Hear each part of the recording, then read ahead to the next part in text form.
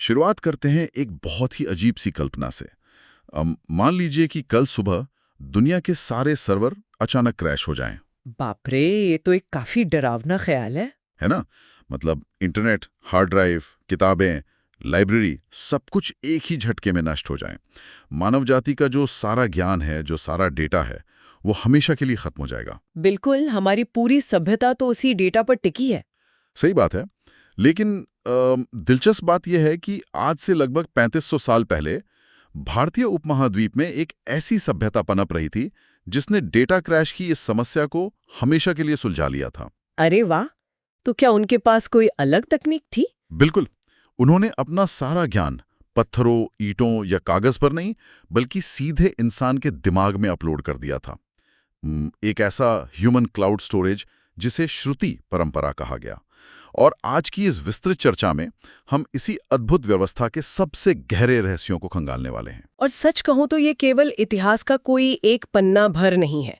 मतलब जब हम सिंधु घाटी सभ्यता को देखते हैं तो हमारे पास पक्की ईंटें हैं, खंडहर हैं, एक पूरा ठोस भौतिक ढांचा है। हाँ, जो हमें जमीन की खुदाई में मिल जाता है। एकदम सही।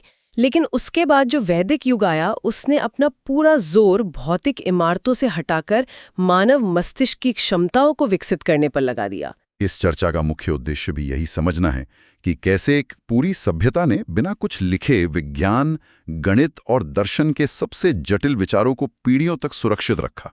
और यही बात इस विषय को इतना खास बनाती है। हाँ, क्योंकि मानव मस्तिष्क की क्षमता और ब्रह्मांड को देखने का हमारा नजरिया इन 3500 सालों में कैसे विकसित हुआ, ये समझना सबसे अहम है। लेकिन देखिए, मुझे यहाँ थोड़ी उलझन हो रही है। मैं सोच रहा था कि जब हम कोई बात एक इंसान से दूसरे इंसान को बताते हैं तो वो चाइनीज विस्पर वाले खेल की तरह जानकारी अक्सर बदल नहीं जाती क्या? हाँ, बिल्कुल बदल जाती है। तो फिर 3500 सालों तक बिना एक भी शब्द लिखे इस ज्ञान को करप्ट होने से कैसे बचाया गया? यही तो इस ह्यूमन क्लाउड स्टोरेज की सबसे बड़ी खासियत थी। उन्होंने याद रखने को महज रटने तक सीमित नहीं रखा। उन्होंने इसके लिए बाकायदा एरर करेक्शन एल्गोरिदम बनाए। Error correction algorithm? वो कैसे? देखिए, वेदों के मंत्रों को एक खास स्वर, लय और गणितीय क्रम में पिरोया गया था, जिसे गण पाठ और जटा पाठ जैसी जटिल उच्चारण पद्धतियों के जरिए गाया जाता था। अच्छा, मतलब गाने का एक पक्का गणित था? बिल्कुल। अगर कोई एक शब्द या एक मात्रा भी गलत गाता तो पूरी लय वहीं टूट जाती और गलती तुरंत पकड़ में आ जाती थी। अरे वाह, यानी उन्होंने भाषा को ही एक तरह के अचूक सॉफ्टवेयर कोड में बदल दिया था। चलिए इससे थोड़ा खोलकर समझते हैं। हाँ, बताइए। जब इस असीम इंसानी हार्ड ड्राइव में डेटा सेव करने की बात आती है तो सवाल उठता है कि सबसे पहले क्या सेव किया गया। हमारे स्रोत बताते हैं कि ये शुरुआत दुनिया के सबसे पुराने जीवित ग्रंथ ऋग्वेद से हुई। बिल्कुल सही। ऋग्वेद की रचना रामायण, महाभारत या फिर दुनिया के अन्य प्रमुख धर्म ग्रंथों से बहुत पहले हुई थी, लगभग 1500 से 2500 ईसा पूर्व के बीच, जो कि एक बहुत बहुत लंबा समय है। हाँ। और अगर हम इसके आंकड़ों की बात करें तो इसमें 1028 सूक्त हैं और 10,552 ऋचाएं हैं, जिन्हें 10 मंडलों में बांटा गया है। बाप रे, इतना सारा डेटा सिर्फ दिमाग में? सही कहा। लेकिन यहाँ जो बात सबसे ज्यादा रोमांचित करती है वो इसका पुराना होना नहीं है, बल्कि यह है कि उस वक्त का इंसान सोच क्या रहा था। और ये बात मुझे सच में सोचने पर मजबूर करती है। अगर हम एक उपमा के तौर पर देखें तो उस दौर में दुनिया की बाकी सभ्यताएं शायद आग जलाने, शिकार करने और बुनियादी रूप से जिंदा बचने की जद्दोजहद में उलझी हुई थी। हाँ, सर्वाइवल ही सबसे बड़ी चुनौती थी। बिल्कुल। लेकिन ऋग्वेद के 10वें मंडल नासदीय सूक्त में हमारे यहाँ के ऋषि किसी आधुनिक एस्ट्रोफिजिसिस्ट की तरह सवाल कर रहे थे। वो पूछ रहे थे कि जब कुछ भी नहीं था, उस शून्य से पहले क्या था? और यही बात सबसे ज्यादा हैरान करने वाली है। इन सवालों की गहराई और अपने अज्ञान को स्वीकार करने की हिम्मत। हाँ, बिल्कुल। नासदीय सूक्त की पंक्तियां हैं, न सद आसीन नो सद आसीत तदानीम, जिसका अर्थ है कि उस शुरुआत में न तो अस्तित्व था और न ही अनस्तित्व, न अंतरिक्ष था न आसमान था, मतलब सब कुछ खाली। हाँ। और फिर वो पूछते हैं कि किसने इस पूरे ब्रह्मांड को ढका हुआ था। और सच कहूं तो ये सवाल आज की क्वांटम भौतिकी और आधुनिक कॉस्मोलॉजी के उन सवालों से हूबहू मेल खाता है जो बिग बैंग से ठीक पहले की शून्यता को समझने की कोशिश करते हैं। एक मिनट यहाँ थोड़ा रुकते हैं। मैं एक सवाल पूछना चाहता हूँ। जी पूछिए। क्या हम आधुनिक विज्ञान के चश्मे से एक पुरानी कविता को अपनी सुविधानुसार नहीं देख रहे हैं? मेरा मतलब है, क्या वे सच में विज्ञान की बात कर रहे थे या यह सिर्फ एक दार्शनिक कल्पना भर थी? ये एक बहुत ही वाजिब सवाल है। देखिए, वे किसी लैब में बैठकर प्रयोग तो नहीं कर रहे थे, लेकिन उनका जो वैज्ञानिक दृष्टिकोण था वो बिल्कुल आधुनिक था।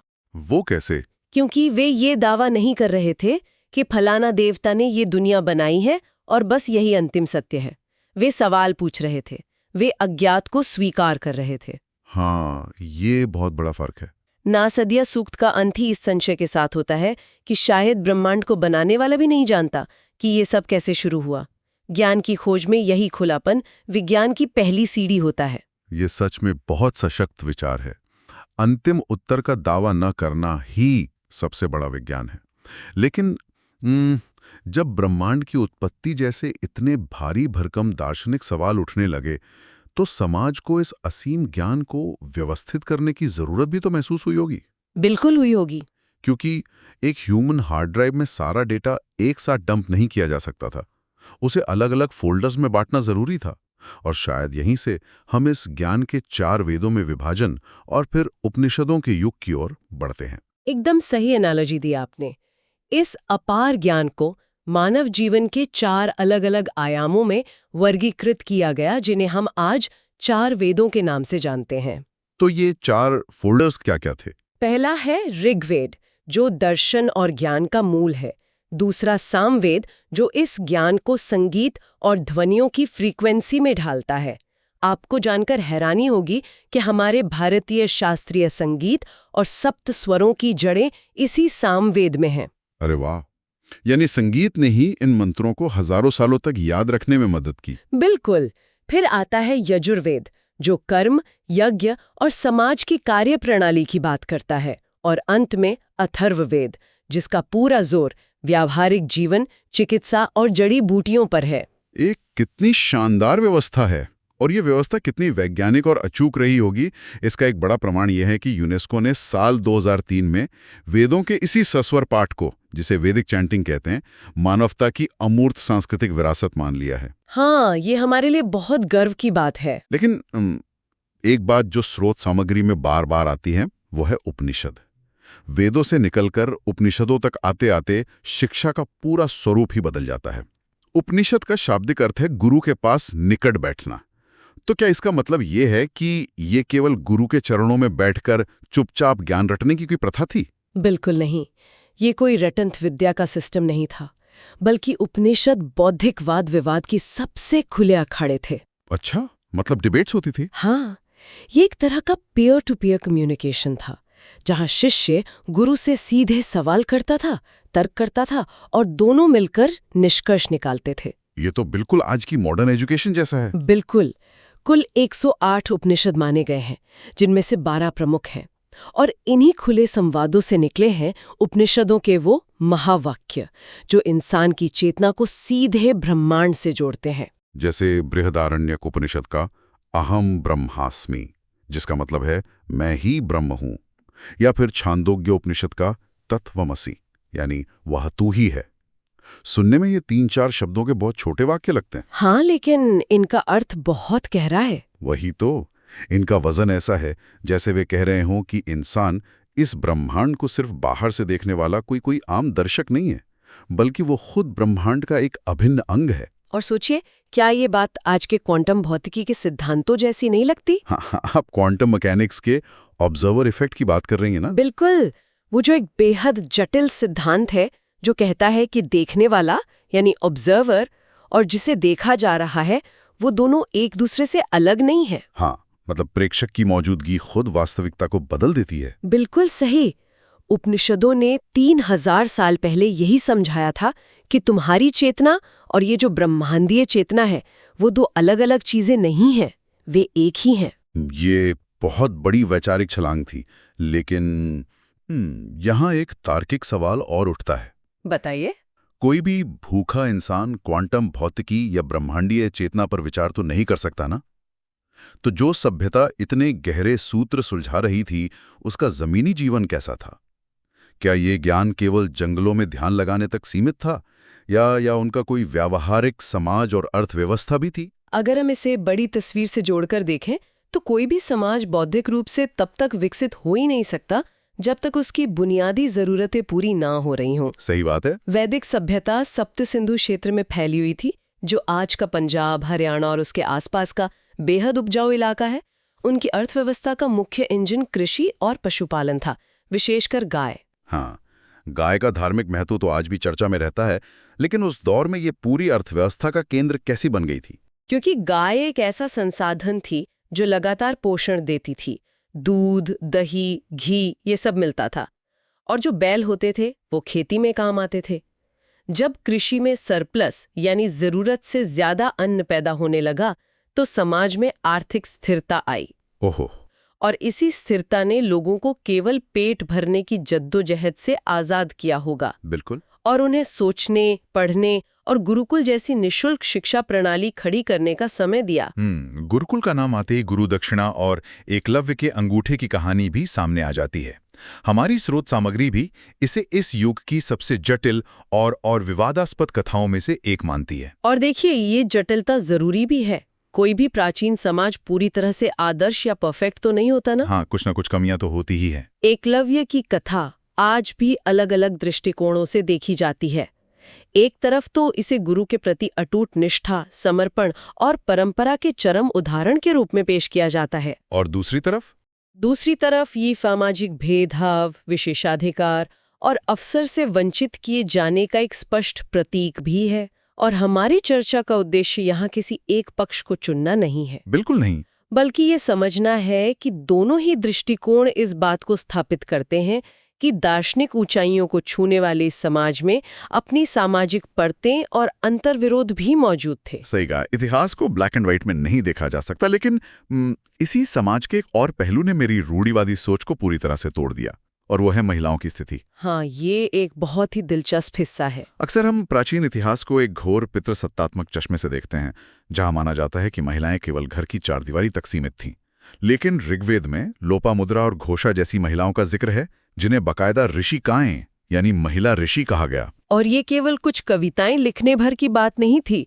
अगर हम उपनिषदों के दौर को देखें तो गार्गी और मैत्रेयी जैसी विदुषी महिलाओं का जिक्र आता है। हाँ, मैंने गार्गी के बारे में पढ़ा है। गार्गी ने याज्ञवल्क्य जैसे अपने समय के सबसे महान और स्थापित ऋषि को भरी सभा में राजा जनक के दरबार में शास्त्रार्थ के लिए चुनौती दी थी। राजा के दरबार में? ये तो बहुत बड़ी बात है। बिल्कुल। गार्गी ने उनसे ब्रह्मांड के मूल तत्वों पर इतने तीखे और गहरे सवाल किए कि एक वक्त पर याज्ञवल्क्य को भी रुकना पड़ा था। ये कोई छोटी मोटी बात नहीं है। ये सीधा सीधा इस बात का सबूत है कि उस समाज में बायोलॉजिकल हायरार्की यानी लिंग भेद से कहीं ऊपर इंटेलेक्चुअल मेरिटोक्रेसी को रखा गया था। एकदम सटीक शब्द इस्तेमाल किया आपने। मतलब अगर आपके पास ज्ञान है तो आप राजा के दरबार में सबसे बड़े विद्वान से भी बहस कर सकते हैं, चाहे आप पुरुष हों या महिला। बिल्कुल। और विचारों का यही जो खुलापन है, सवाल पूछने की यही जो आज़ादी है, वो किसी भी समाज को दर्शन से विज्ञान की तरफ ले जाती है। जब आप इंसानी चेतना और प्रकृति के बारे में इतने मौलिक सवाल पूछते हैं तो आप धीरे धीरे प्रकृति के नियमों को खोजना शुरू कर देते हैं। और यहाँ आकर बात सच में बेहद दिलचस्प हो जाती है, क्योंकि अब हम केवल विचारों के लोक में नहीं हैं, बल्कि हम भौतिक विज्ञान, गणित और खगोल शास्त्र की जमीन पर आ रहे हैं। लेकिन क्या हम सच में ये कह सकते हैं कि उनके पास विज्ञान था? हम इसे प्रोटो साइंस कह सकते हैं, यानी विज्ञान का वो प्रारंभिक रूप जो सदियों बाद औपचारिक विज्ञान की नींव बना। मतलब वो ऑब्जर्वेशन कर रहे थे। हाँ, वेदों में जो प्रकृति का बारीक अवलोकन था, उसने कई वैज्ञानिक शाखाओं को जन्म दिया। वेदांग ज्योतिष को ही देख लीजिए। ये केवल भविष्य बताने वाला कोई ज्योतिष नहीं था, ये खगोल शास्त्र था। वे तारों और ग्रहों की गति का गणितीय हिसाब लगा रहे थे। अच्छा। महीनों और वर्षों की गणना भी। बिल्कुल, एकदम सटीक गणना। और खगोल शास्त्र की बात हो तो पृथ्वी के आकार का जिक्र जरूर आना चाहिए। मतलब हम सब ने बचपन से विज्ञान की किताबों में पढ़ा है कि 16वीं सदी में निकोलस कोपर्निकस ने दुनिया को बताया था कि पृथ्वी चपटी नहीं बल्कि गोल है। हाँ, यही पढ़ाया जाता है। लेकिन ऋग्वेद की एक लाइन इस पूरी ऐतिहासिक टाइमलाइन को चुनौती देती है। परिभूमिन द्याम पृथ्वीम। हाँ, और इस पंक्ति का स्पष्ट अर्थ है कि पृथ्वी की परिधि गोलाकार है।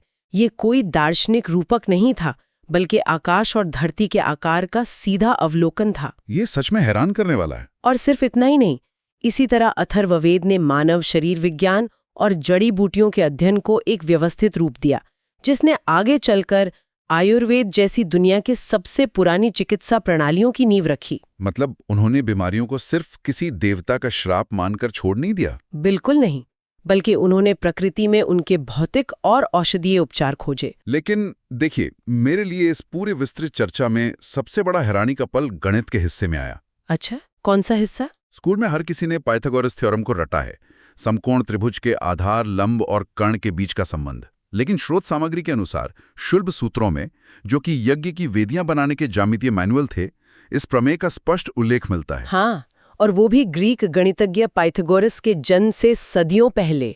लेकिन मुझे यहाँ थोड़ा संशय हो रहा है, क्या सच में यज्ञ की वेदियों का गणित से कोई लेना देना हो सकता है? ये सवाल बहुत लाजमी है, और इसका जवाब इस बात में छिपा है कि वे ये कर क्यों रहे थे। देखिए, वैदिक समाज में यज्ञ केवल आग जलाना नहीं था, ये ब्रह्मांडीय ऊर्जा के साथ जुड़ने का एक अनुष्ठान था। तो इसके लिए खास वेदियां चाहिए होती थी? हाँ, अलग अलग प्रकार के यज्ञों के लिए बहुत ही विशिष्ट आकार की वेदियों की जरूरत होती थी, जैसे बाज या फैल्कन के आकार की वेदी। ओहो, वो तो काफी मुश्किल आकार हैं। बिल्कुल, और अगर वेदी की ज्यामिति में इंच भर की भी गलती हुई तो अनुष्ठान खंडित माना जाता था। बाप रे। इन सटीक आकारों को बनाने की आवश्यकता ने ही उस ज्यामितीय ज्ञान को जन्म दिया जिसे आज हम पाइथागोरस प्रमेय के नाम से जानते हैं। यानी आप कह सकते हैं कि उनकी आवश्यकता ने उनके विज्ञान को जन्म दिया। तो इस सब का असल मतलब क्या है?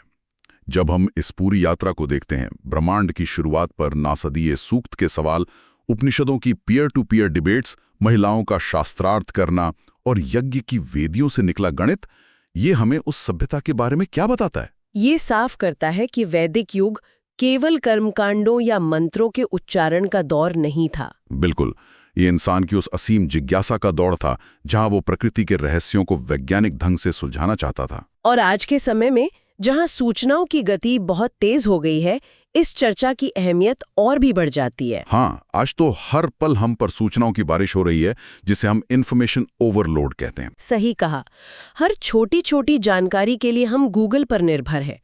लेकिन वैदिक युग ये साबित करता है कि मानव मस्तिष्क की एकाग्रता और ध्यान केंद्रित करने की क्षमता कितनी विशाल है। बिल्कुल। सही शिक्षा प्रणाली और स्वतंत्र रूप से मौलिक सवाल पूछने की हिम्मत इंसान को बौद्धिक विकास की किसी भी ऊंचाई तक ले जा सकती है। और यहीं पर ये चर्चा हमारे श्रोताओं के लिए एक बहुत ही गहरा सवाल छोड़कर जाती है। जरा सोचिए, एक ऐसी सभ्यता जिसने ब्रह्मांड के रहस्य, गणित के अचूक सूत्र और दर्शन के सबसे गहरे विचार हजारों सालों तक बिना एक भी शब्द लिखे, केवल सुनकर, याद रखकर और अपनी श्रुति परंपरा के जरिए जिंदा रखे, उसने मानव मस्तिष्क की क्षमता को उसके चरम तक पहुंचा दिया था। हाँ, ये एक अद्भुत उपलब्धि थी। लेकिन आज जब हमने अपनी याददाश्त और ज्ञान को पूरी तरह से स्मार्टफोन्स और क्लाउड स्टोरेज के भरोसे छोड़ दिया है, तो ये सोचना दिलचस्प हो जाता है कि क्या तकनीक के इस दौर में इंसान वास्तव में स्मार्ट हो रहा है, या फिर सुविधा की इस दौड़ में मानव मस्तिष्क की वो असीम वैदिक क्षमता हमेशा के लिए सिमटती जा रही है। ये सच में एक ऐसा विचार है जिस पर हम सबको गहराई से सोचने की जरूरत है। बिल्कुल, ये एक ऐसा सवाल है जो किसी को भी अपनी बौद्धिक क्षमताओं पर पुनर्विचार करने पर मजबूर कर देता है।